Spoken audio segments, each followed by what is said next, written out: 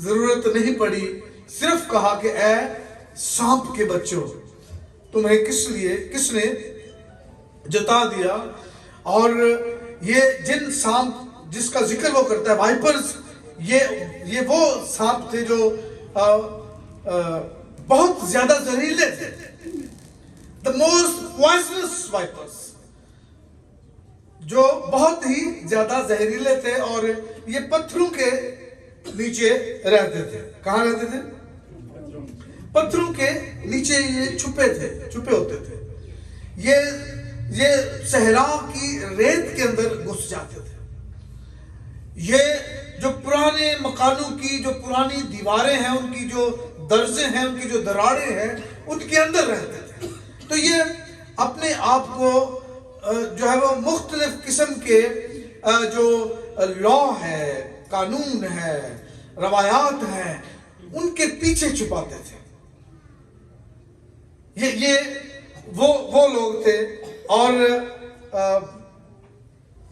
ایک ڈکشنری جو ہے وہ ان کے بارے میں بیان کرتی ہے کہ اس کا مطلب ہے سانپ کے بچوں، اس کا مطلب یہ ہے ڈسیٹفل، گمراہ کن، چالاک، فریبی اور ڈینجرس، خطرناک، نقصان دینے والے، نقصان دہ اور ویکٹ، بد کردار، بے انصاف.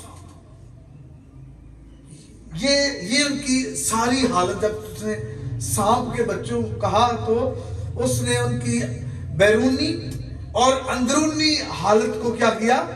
بیان کر دیا کہ یہ وہ لوگ ہیں جن کو توبہ کی ضرورت نہیں، جو سمجھتے ہیں کہ ہمیں توبہ کی ضرورت نہیں ہے. اور اگر تم بپتسمہ لینے آئے ہو، اگر تم توبہ کرنے آئے ہو، تو پھر توبہ کے موافق پھل لاؤ. توبہ کے موافق. They thought they don't need repentance.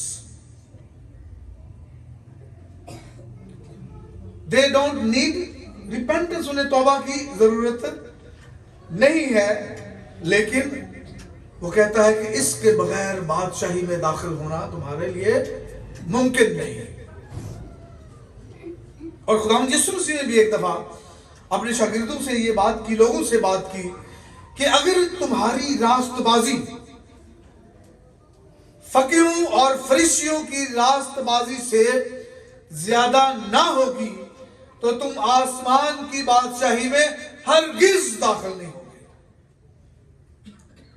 یہ وہی بات ہے جو